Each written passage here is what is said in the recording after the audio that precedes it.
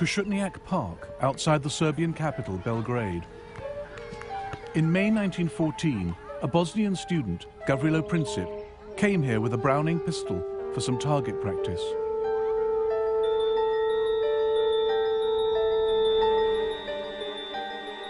Princip was 19 years old. According to his instructor, he was not a very good shot. Other students were much more confident. Whenever Princip missed the target, people standing around would laugh at him. That would drive him to tears. Out of sight in the forest, he had a chance to get his eye in, shooting at trees. His ultimate goal was far more ambitious. I am an adherent of the radical anarchist idea, which aims at destroying the present system through terrorism. In 1914, Princip's wish was granted.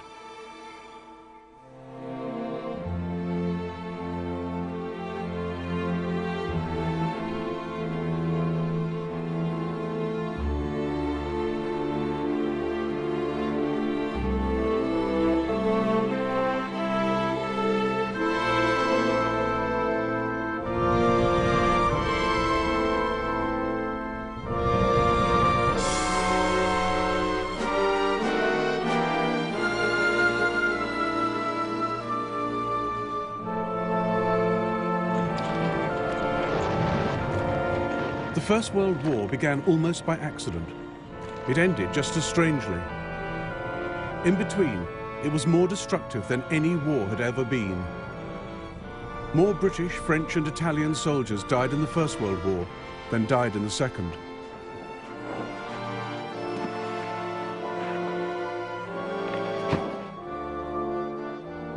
It was the first genuinely global conflict, fought not just on the fields of France and Flanders, but up mountains, across deserts, at sea and in the air.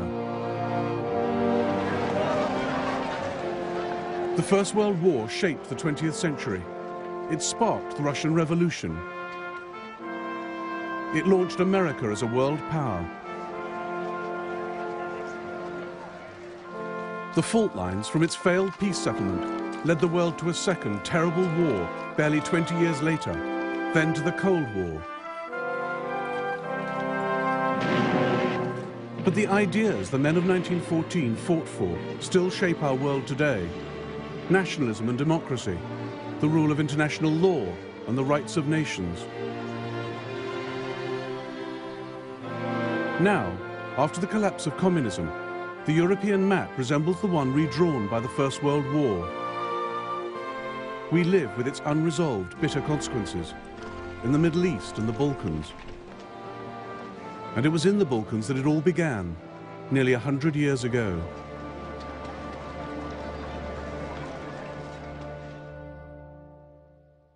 At the start of the 20th century, as at its close, the Balkans were the most unstable part of Europe. Here, three great empires fought for power and influence: the Austro-Hungarian, the Russian, and the Ottoman.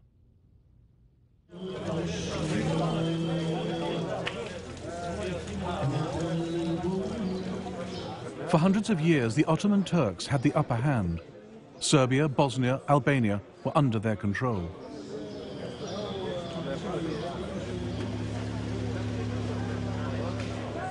They built over 80 mosques in Serbian Belgrade, but by the 1900s, only this one was left. Serbia had thrown the Turks out and set herself up as an independent Slav kingdom.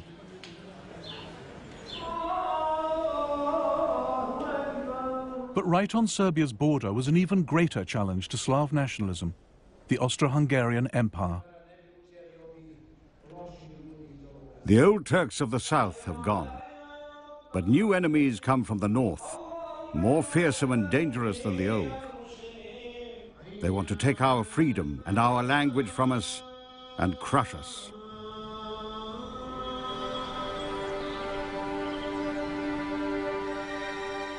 Gavrilo Princip was born in a poor, mountainous part of Bosnia.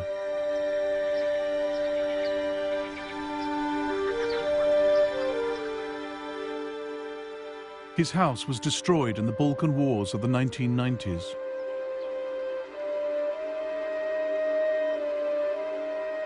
His initials, carved in 1909, are one of the few signs he ever lived here.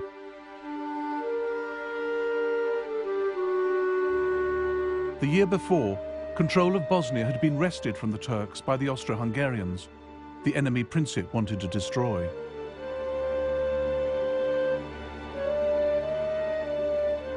His particular target was the heir to the Austro-Hungarian throne, Franz Ferdinand, member of the ruling family, the Habsburgs.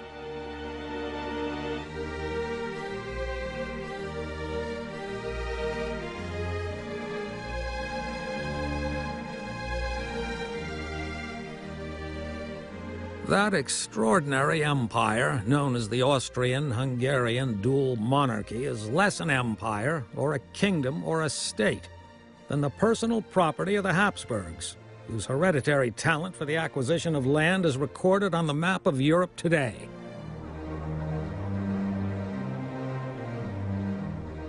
The empire was ruled by Franz Ferdinand's uncle, Franz Joseph. He sat on 2 thrones, as Emperor of Austria and King of Hungary. By 1914, he'd been in charge for 66 years. He'd spent them trying to resist change of any kind. Hardly ever seen out of military uniform, he hated the idea of political reform. As he told US President Theodore Roosevelt, "You see in me the last European monarch of the old school."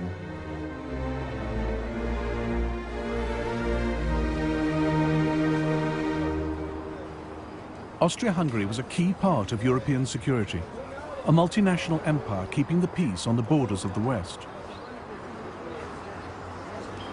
The capital, Vienna, was one of the great cosmopolitan centers of Europe. This was the empire that produced Freud and Mahler, Schiller, Kafka and Strauss.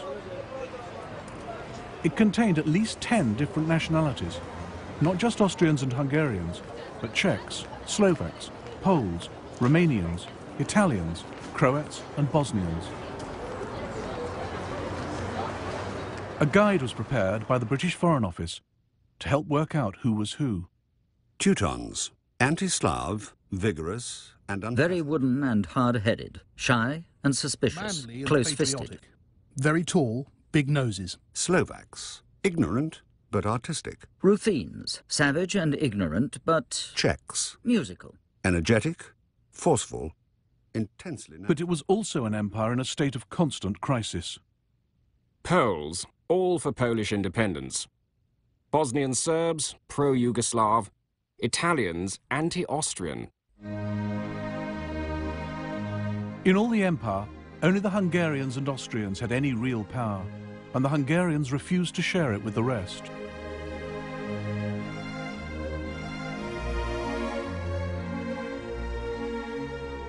For countries like Serbia, Austria-Hungary was the prison of nations, a repressive, undemocratic state that ground small peoples under its heel.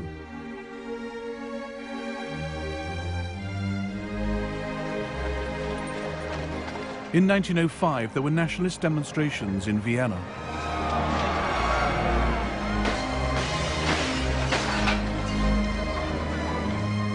In 1912, there was rioting in Budapest.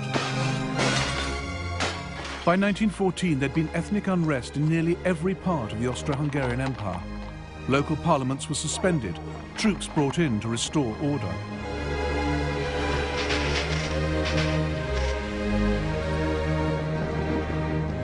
Austria-Hungary's domestic problems gave opportunities to her enemies.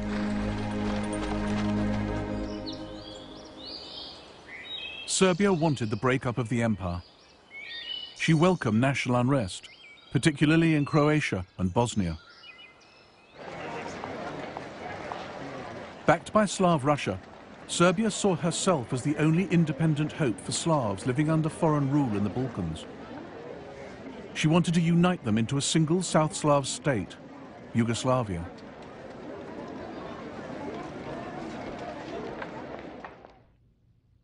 Dragutin Dimitrievich was an officer in the Serbian army.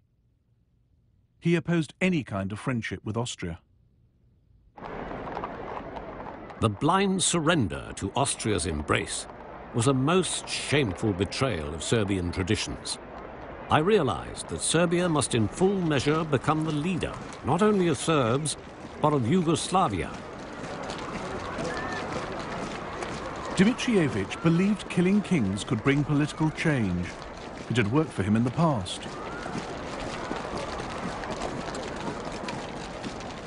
In 1903, he led a palace revolution, killing the old king of Serbia, who was too close to Austria for the army's liking, and installing a new one. The crowds expressed enormous joy. They stuck flowers and leaves in their caps. Windows were decorated with banners, flowers, garlands. Belgrade was celebrating. The rest of the world was horrified at Serbia's bloody coup. Serbia was treated like a rogue state, a nest of revolutionaries, one foreign minister complained. Only 2 countries sent ambassadors to King Peter's coronation: Russia, Serbia's greatest ally, and Austria, her greatest enemy.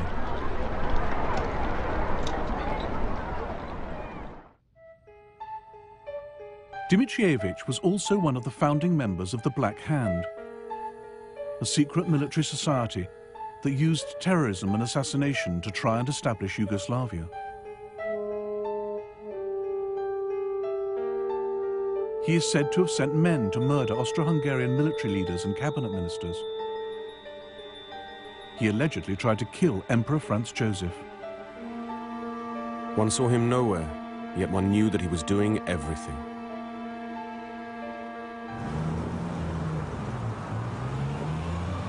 By the spring of 1914, Gavrilo Princip was also in Belgrade, talking revolution with his friends.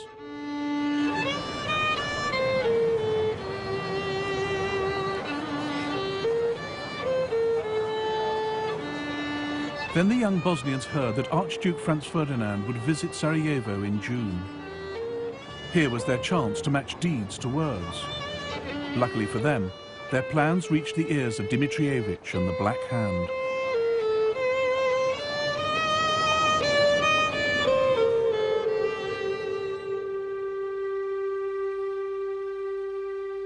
Dimitrievich worked in the Kalemegdan fortress in Belgrade as chief of Serbian military intelligence.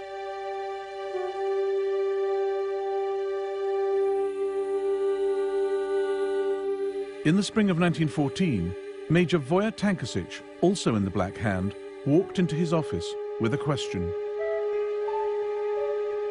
I've got some Bosnian youths pestering me. These kids want to pull off some great deed at any cost.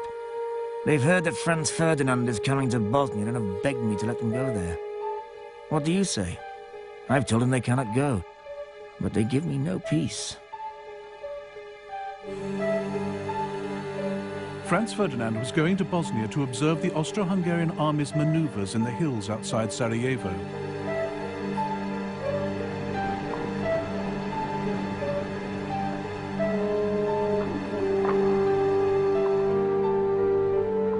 As intelligence chief, Dimitrievich feared these maneuvers were a smokescreen, that what Franz Ferdinand really planned was an invasion of Serbia.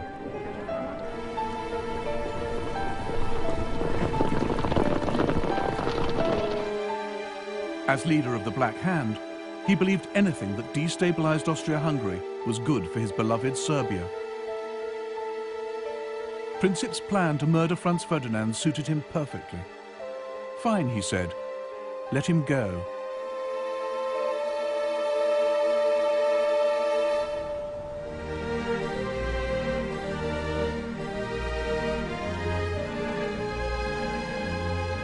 Unlike Gavrilo Princip, Archduke Franz Ferdinand was an excellent shot. One of his castles, Konopisht, in what is now the Czech Republic, is full of the evidence. By the age of 50, he'd shot 5,000 stags, as well as 200,000 other animals, all carefully numbered. Anyone who disturbed the Archduke's peace at Konopisht by trespassing on his land, as unsuspecting trippers sometimes did on Sundays, had to reckon with being shouted at by an irascible and almost apoplectic proprietor, who threatened to shoot anyone who dared set foot in his grounds a second time. By 1914, Franz Ferdinand was emperor in waiting.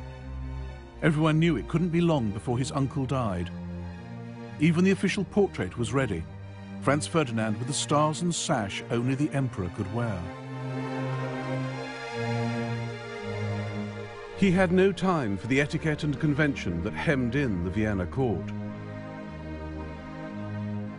He defied his uncle by marrying Sophie Hotek, who was not of royal blood.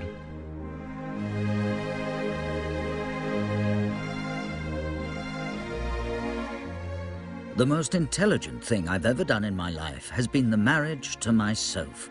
She is everything to me. My wife, my advisor, my doctor, my guardian angel. In a word, my entire happiness. Franz Ferdinand also had radical ideas for political reform. He recognized that the less power national minorities had within the empire, the more they'd look to other countries for help. The old system allowed ethnic Germans and Hungarians to dominate the government. It was a system that couldn't last. I can't help being surprised that there is any loyalty left among the nationalities after their treatment for so many years past. I must have them with me. This is the only salvation for the future. In 1914, the German emperor came to stay with Franz Ferdinand at Konopisht. The Kaiser had a simple solution for dealing with troublesome national minorities. The Slavs are born not to rule, but to obey. This must be brought home to them. And if they imagine they can look to Belgrade for their salvation, they must be cured of this belief. But Franz Ferdinand had a better idea. He thought political reform was the best way to keep the multinational Austrian Empire on its feet and protect his own future as emperor. He had this map drawn up, showing how the Habsburg Empire could become the United States of Great Austria. Above all, Franz Ferdinand wanted to avoid war in the Balkans. One night, he made a toast after dinner. To peace. What would we get out of war with Serbia? We'd lose the lives of young men, and we'd spend money better used elsewhere. And what would we gain, for heaven's sake? A few plum trees, some pastures full of goat droppings, and a bunch of rebellious killers. Gavrilo Princip crossed the border from Serbia into Austria-Hungary here at the Drina River. He paddled out to Isakovic Island, where there was a Serbian guard post. The soldiers helped him wade ashore into Bosnia.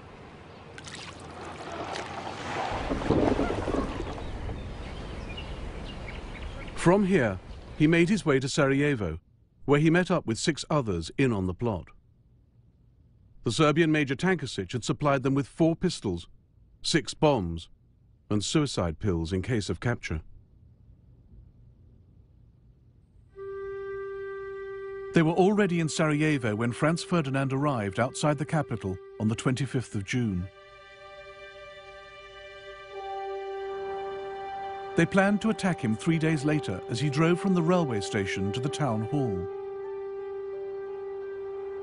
One would be stationed at the first bridge on this road. Princip and the others would cover the rest of the route.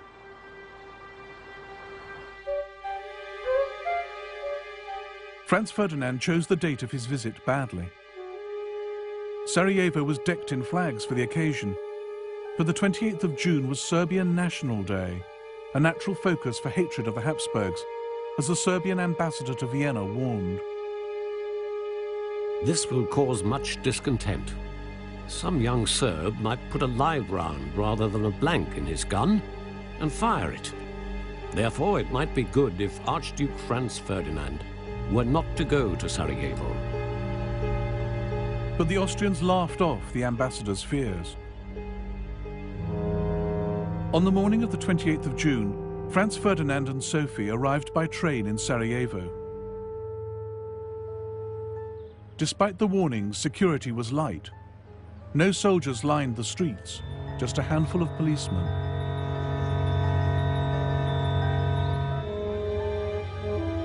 The royal car was a Greffen Stift Tourer. At Franz Ferdinand's request, it travelled with the top down, very slowly, so the crowds could see him and he could see the sights.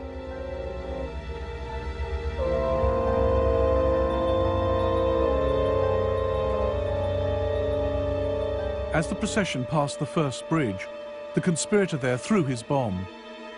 Sitting opposite the royal couple was Oskar Potiorek. The explosion came immediately after the Archduchess's cry to drive on quickly. I was sure no damage had been done to our car, and the Archduke commented very calmly, "I've always thought something like this might happen."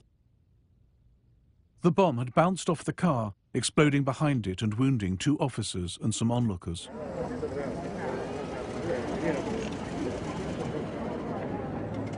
Franz Ferdinand stopped to ask after the casualties before hurrying on to the town hall.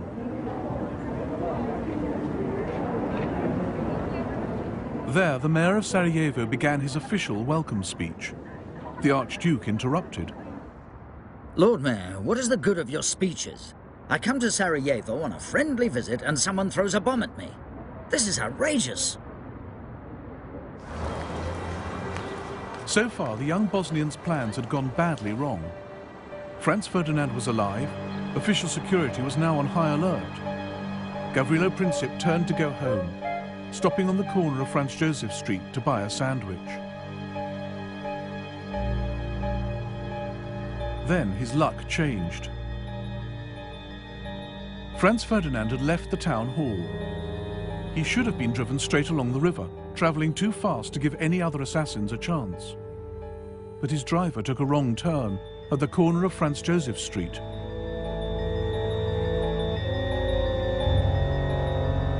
As the royal car tried to reverse onto the main road, Princip came face to face with his target.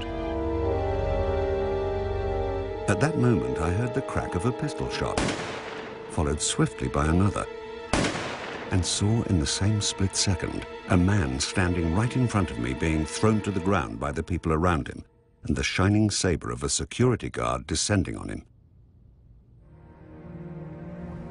A thin stream of blood spurted from His Highness's mouth onto my right cheek. The Duchess cried out, "In heaven's name, what has happened to you?" Then she slid off the seat and lay on the floor of the car. I thought she had simply fainted. Then I heard His Imperial Highness say, "Sofurl, Sofurl, don't die. Stay alive for the children." I asked him if he was in great pain.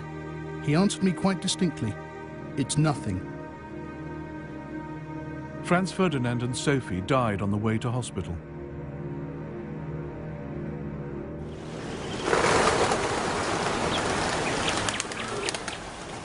The people of Sarajevo didn't know that a clutch of Serbian army officers had secretly sponsored the assassination. But they made the same leap the world did, that Serbia had as good as pulled the trigger herself. The pro-Austrian element in the crowd went wild. The excitement of the moment turned into fury against everyone and everything Serbian. Serbian shops, schools and churches were smashed and looted. The streets choked with furniture, clothes, bicycles, books, even icons and crosses, twisted and befouled, lying in heaps in the gutters.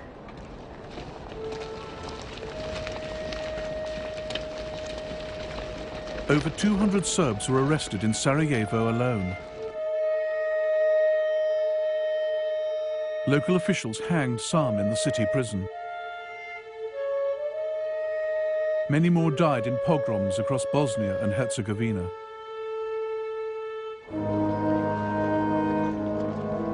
The funeral of Franz Ferdinand and Sophie was held in Vienna on the 4th of July. Oskar Potiorek had already written to the Foreign Ministry, calling for Austria-Hungary to take revenge against Serbia.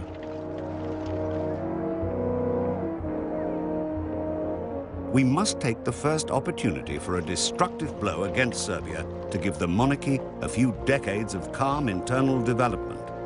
Serbia must learn to fear us again.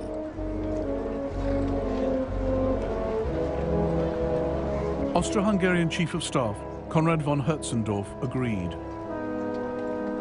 This is not the crime of a single fanatic. Assassination represents Serbia's declaration of war on Austria-Hungary. If we miss this occasion, the monarchy would be exposed to new explosions of ethnic unrest. Austria-Hungary must wage war for political reasons.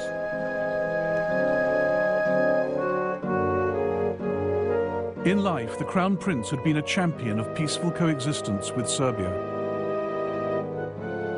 In death, he was becoming a cause for war.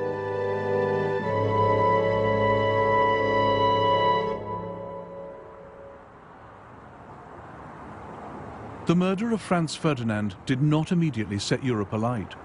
International tensions in early July remained low. But behind the scenes in Vienna, Austria-Hungary's leaders were planning how to take revenge on Serbia without getting stamped on by Serbia's powerful friends.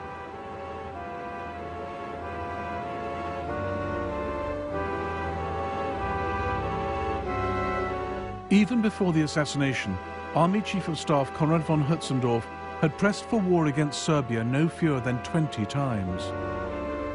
Now he made his case again. I expressed to His Majesty my opinion that war with Serbia was unavoidable. That is entirely correct, said His Majesty. But how are you going to wage war if everyone, in particular Russia, is going to attack us? We have backing from Germany, I replied. His Majesty gave me a searching look and said, "Can you be certain of that?" This was the moment when what could have been just another war in the Balkans began to turn into the First World War. Austro-Hungarian Emperor Franz Joseph now asked the German Kaiser for support. On the 6th of July, he got just the answer he wanted. The German government is of the opinion that we must decide what is to be done. Whatever we decide, we may always be certain that we will find Germany at our side, a faithful ally and friend of our monarchy.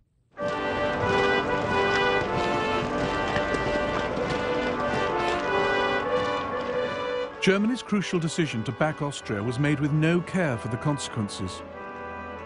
Neither the Kaiser nor his senior political and military leaders took any steps to find out what Austria-Hungary had in mind. It was an extraordinary oversight, because nothing in the Balkans happened in isolation. Europe was divided into two camps. On one side were Germany, Austria, Hungary and Italy. On the other were France and Russia. War with one could mean war with the others. No one knew how Russia would respond if one of the leading Balkan countries was attacked. She might go to war with Austria to protect Serbia. Then Germany would have to fight to protect Austria.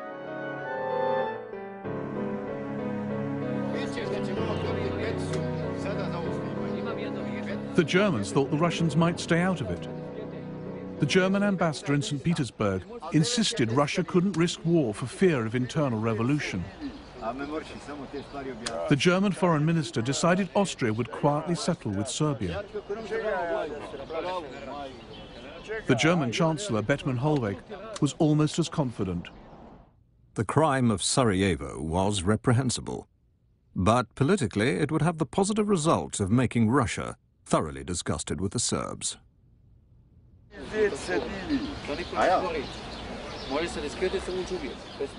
It was Germany's confident support that pushed Austria forward. But far from plunging the world into war in 1914 out of aggression, Germany was just nudging it closer out of incompetence and wishful thinking. The Kaiser was so sure no war was brewing that he went on holiday.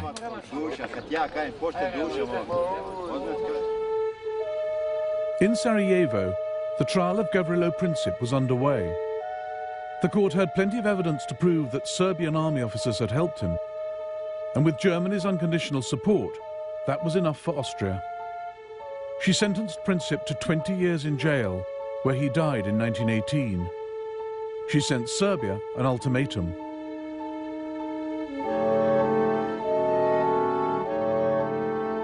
This document was Austria's excuse for war. It was filled with demands so extreme and insulting that Serbia could never accept them. But just in case they did, the Austrian ambassador in Belgrade was ordered to reject any reply as unacceptable. He delivered the ultimatum at 6 p.m. on the 23rd of July, 1914. Slavka Mihailovich was a Belgrade doctor. The news of the ultimatum spread quickly, and soon there was a real alert. Streets and bars were crowded with anxious people. Everybody wondered what answer our government would give, whether a new war would be avoided.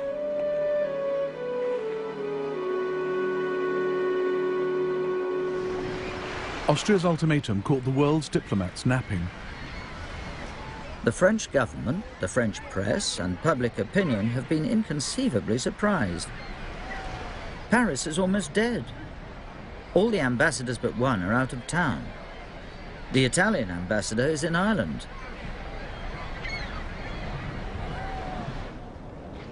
The Kaiser was on his yacht in Norway when the text of the Austrian ultimatum arrived.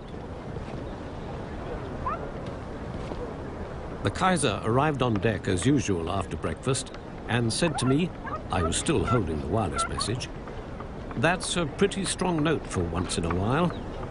"It certainly is," I replied, "but it means war." Whereupon the Kaiser observed that Serbia would never risk a war. She might not have risked it on her own. But on the 24th of July, the Serbian regent, Prince Alexander, telegrammed Russia for help. In St. Petersburg, the Russian foreign minister spoke frankly to the British ambassador. Austria would not have acted so aggressively without the consent of Germany. I hope the British government would declare itself on the side of France and Russia without delay. Russia was convinced that Germany was warmongering. On the 26th of July, she called up her reserves. This was the second key stage of the crisis, as Britain's Foreign Secretary Edward Grey warned on the 28th. From the moment the dispute ceases to be one between Austria-Hungary and Serbia and becomes one in which another great power is involved, it cannot but end in the greatest catastrophe that has ever befallen the continent of Europe.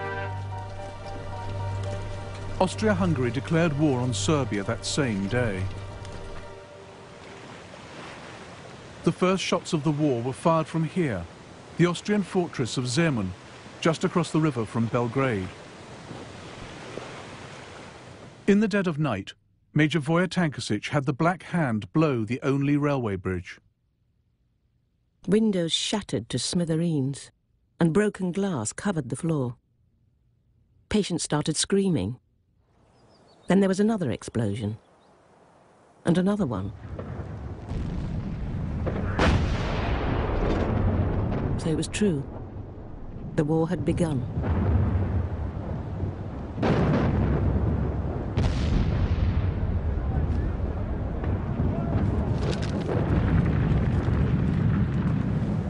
How well our old city deserved the name the Turks had given her, the House of Wars. Shells fired from all sides were crisscrossing above her. The Austrians had peculiar weapons, the so-called monitors, little boats armed with heavy guns circling Belgrade like rabid dogs and firing from every direction.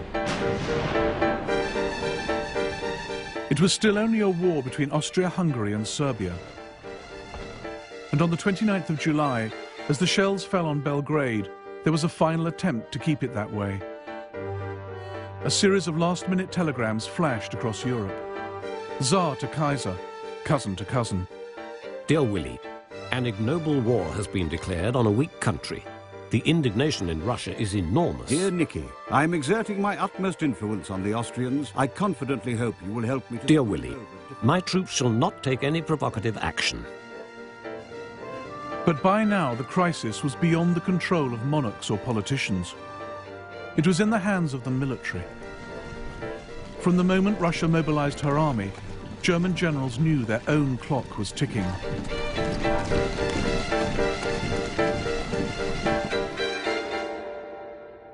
The alliance between France and Russia meant that Germany faced a war on two fronts. Her only hope was to deal with France in the west before the main Russian armies could invade from the east. That left no time to wait and see. For Germany, Russian mobilization meant war.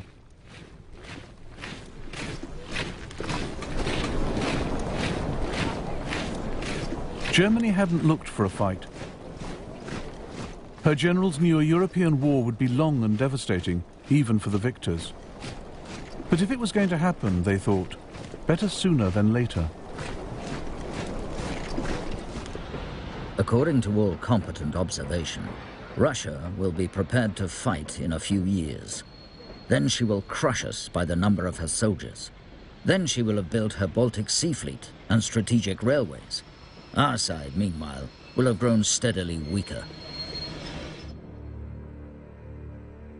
On the 1st of August, Germany declared war on Russia. 2 days later, she declared war on Russia's ally, France.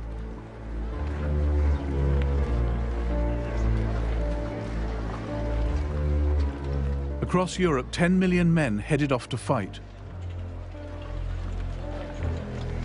For all the bans and flag waving, many went unwillingly to war. Where are we off to? France? Belgium? Or the East? At the station, people waved goodbye, some with handkerchiefs. I thought of my wife and child left alone at home. In fact, it wasn't so much a thought as a fearful shadow flitting over my soul.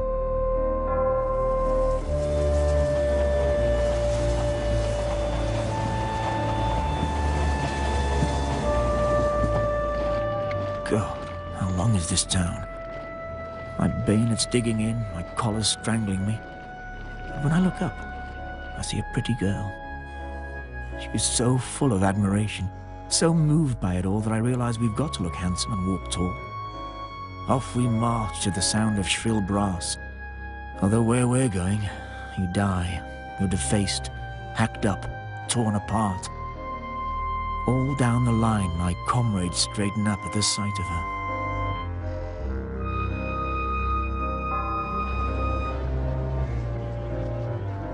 There's great excitement among my comrades.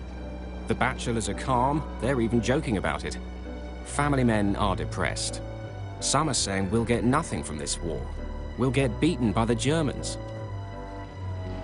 What's in it for us peasant soldiers? Why have we got to fight for some offended Serbs?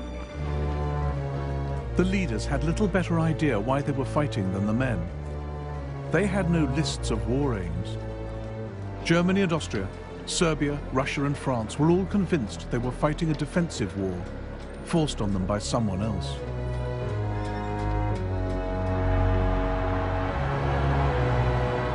The only great power in Europe still on the sidelines was Britain.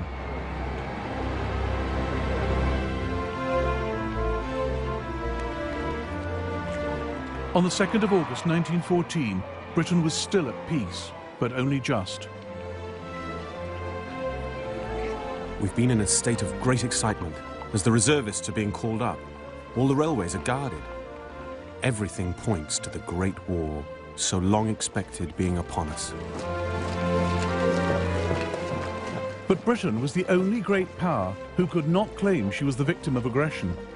Nobody had attacked her, so why should she fight?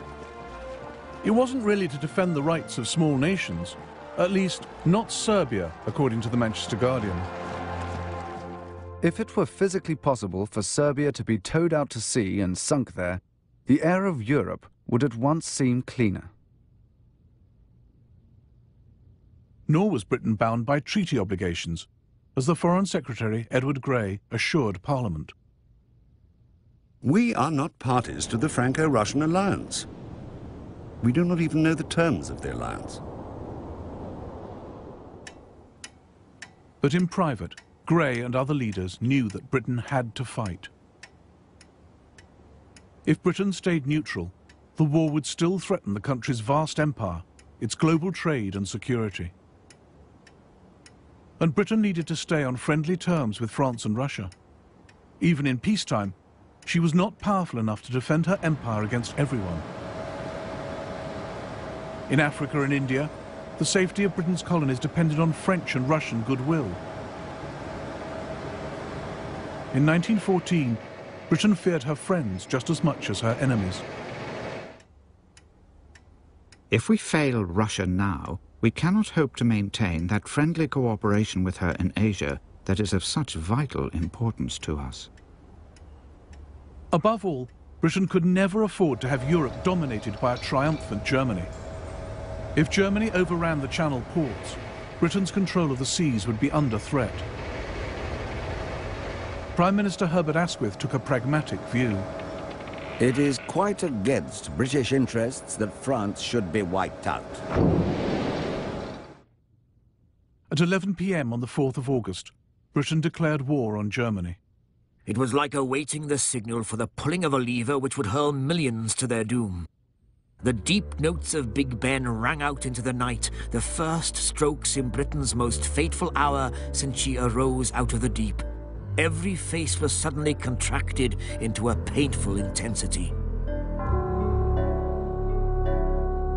It's horrible to think of all the suffering which may follow our mobilization.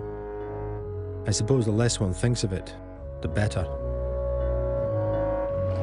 We never talk of death and very seldom think much about it. It's when everyone is asleep and you are awake that sometimes you look into the future and wonder. The British government had a war book listing all that had to be done in an emergency. The country's leaders knew war would be a long and painful struggle, a slow, grinding process of blockade, of starving the enemy out. But most civilians had no idea what they were getting into.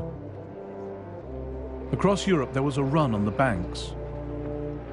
The war couldn't last longer than a year, the French finance minister told a British general, because the money to pay for it would run out.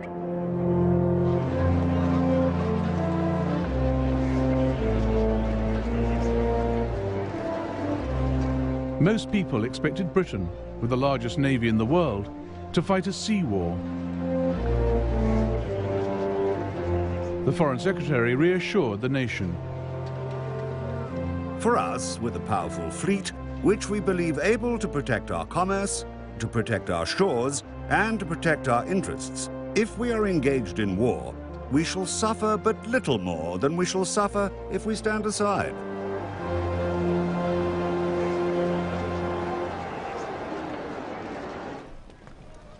Bert Fielder was a sergeant in the Royal Marines.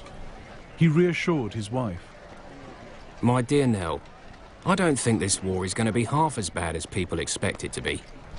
You see, it's not a hard job for England, so there's no need to worry yourself. As long as I can keep you informed as to where I am, it'll all be all right.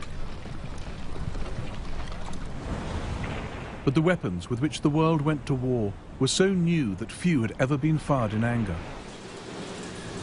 Countries were armed with battleships and submarines less than 10 years old. Nobody really knew how to use them. All the European powers had been stockpiling new artillery, machine guns, explosive shells. But none had fought a major war in Europe for over 40 years.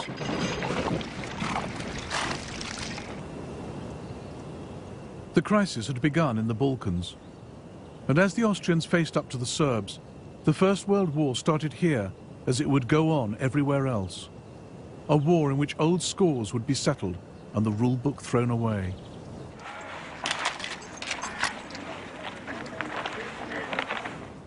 The war is taking us into a country inhabited by a population inspired with fanatical hatred towards ourselves.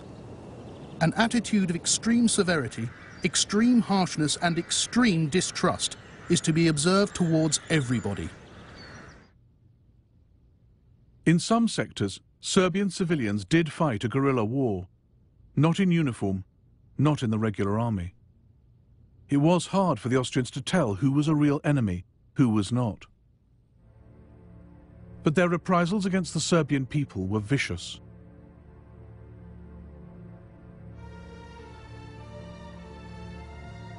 This was a war of nationalities and races, not just against an enemy army, but against whole peoples. In the first month of the war, 4,000 civilians in western Serbia were killed or disappeared. They burnt houses down, looted, raped, killed. 17 people, all women, girls, children tied with rope, dead in a ditch by the road. All of them slaughtered. At 9 a.m. I went to Leznica to get some supplies for the battery.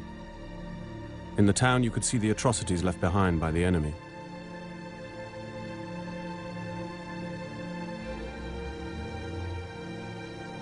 Ten people, some children among them, had been hanged near the church. About 100 people, their throats cut at the railway station. A terrible sight to cast your eyes on.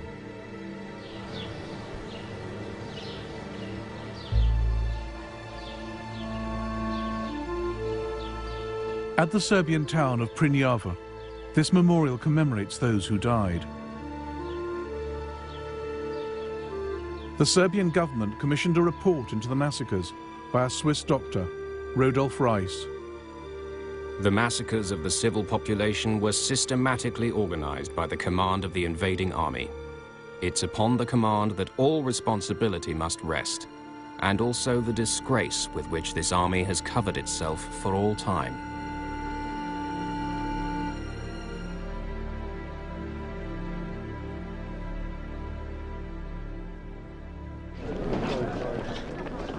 Austria-Hungary was far less ruthless when it came to fighting the Serbian army. That too set a pattern for the war, a foretaste of the military weakness which would dog Austria-Hungary's partnership with Germany. This was a war in which events on one front could have a critical effect on another.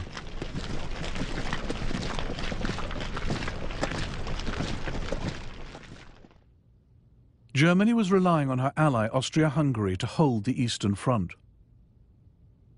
With Russia massing on her borders, Germany was horrified to learn Austria had concentrated her reserves not against Russia, but down in the Balkans to deal with Serbia. Meanwhile, the main Serbian army had marched up from the south of the country, gathering numbers as it went. On the 12th of August, it finally met the Austrians at Ser Mountain.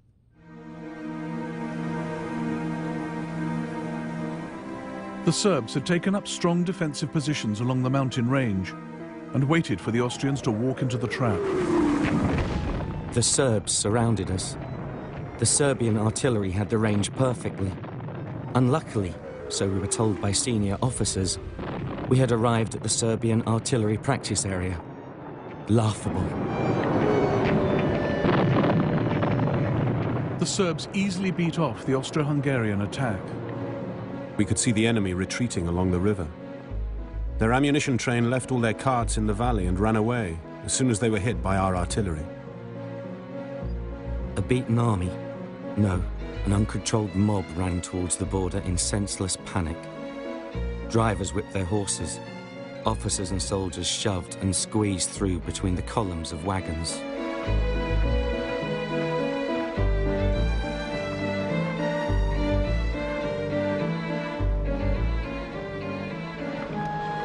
Austro-Hungarian prisoners captured in the first Allied victory of the war. Austria had thought Serbia would be a pushover, swift revenge for the murder of Franz Ferdinand. But Serbia had scattered the Austrian army.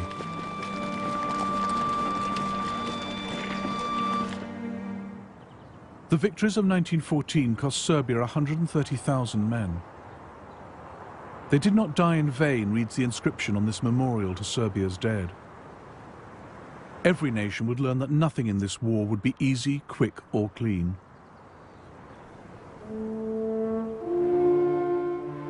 On the Western Front, a French ambulance driver wrote to his son, "Do you ever think of your daddy, walking day and night over ploughed fields and getting very used to shells exploding all over the place?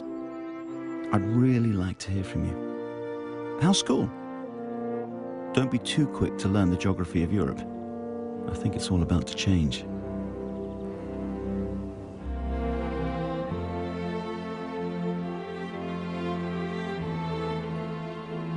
In the next episode of the First World War, German armies roll into Belgium and France, leaving a trail of atrocities. And France, aided by Britain, fights for her life.